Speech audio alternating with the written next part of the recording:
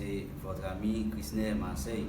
Je suis avec vous aujourd'hui pour une formation très importante pour les musiciens et principalement les grands débutants en piano. Alors ce que nous allons voir aujourd'hui, c'est bien la différence entre l'accord septième de dominante et l'accord septième majeur. Donc beaucoup de gens ou de musiciens confondent souvent ces deux accords, mais ils sont différents.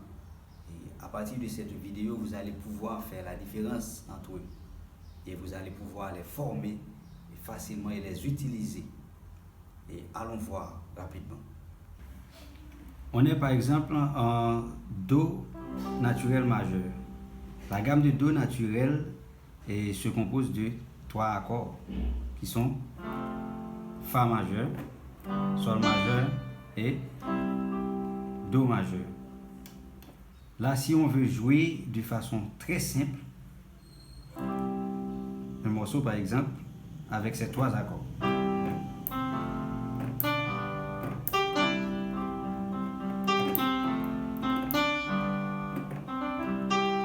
Ça c'est simple. Mais si on ne veut pas sonner de façon simple, on veut avoir par exemple un accord septième dominant, il faut ajouter un si bémol. Alors on joue en Do. Pour avoir un accord de Do septième de dominante, on ajoute un si bémol. Mais voici la formule. Sol est la quinte de l'accord de Do majeur. On commence à compter après la quinte. Tout de suite après la quinte, on commence à compter jusqu'à 3 demi-tons. Voici la quinte. On compte 1, 2, 3. On voit que si bémol est la troisième note après la quinte. Donc si bémol avec un si bémol, nous avons maintenant Do septième de dominante. De même pour l'accord de Sol qui se compose de ces trois notes. Sol, Si et Ré. Si on veut avoir un Sol septième de dominante, on commence à compter tout de suite après la quinte. Et dans l'accord de Sol, la quinte c'est Ré. Voici Ré. Et on commence à compter après Ré. 1, 2, 3. Donc pour avoir un Sol septième de dominante, on ajoute Fa. Ça sonne ainsi.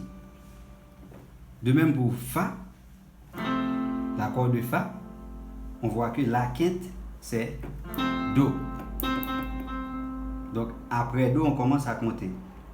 1, 2, 3. On voit que c'est bien la note Ré dièse.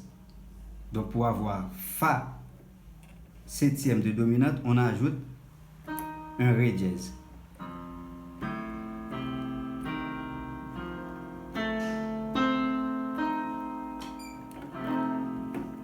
Donc c'est ainsi.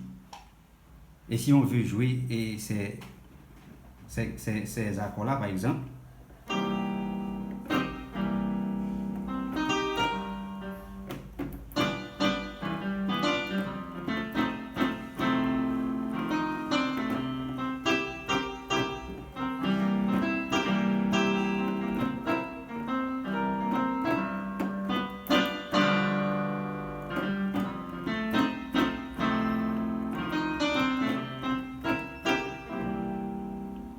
vous voyez que maintenant c'est différent. De même, pour avoir un accord majeur septième, voici la formule. Maintenant, on doit compter jusqu'à 4 notes ou encore 4 demi-tons après la quinte. On est en Do. Voici, la quinte est toujours Sol. On compte jusqu'à 4 demi-tons. 1, 2, 3, 4. Ça veut dire que pour avoir un Do septième majeur, il faut ajouter un Si. Donc, on a Do, Mi, Sol, Si. La main gauche et la main droite aussi, on a Do, Mi, Sol et Si. Donc, voici la formule. Si on est en Sol, c'est toujours la même formule. Après la quinte, qui c'est le Ré, on commence à compter jusqu'à 4 demi-tons. 1, 2, 3, 4. Donc, on voit que c'est bien Fa dièse. Donc, pour avoir un Sol septième majeur, on ajoute Fa dièse.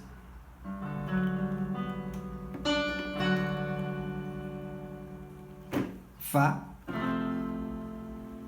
la même chose. On commence à compter après Do, qui est la quinte du Fa, de l'accord Fa. On commence à compter après Do.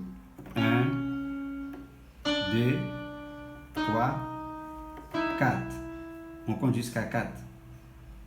Donc, pour avoir un Fa septième majeur, on ajoute le Mi. Voici comment ça sonne. Vous voyez que c'est différent.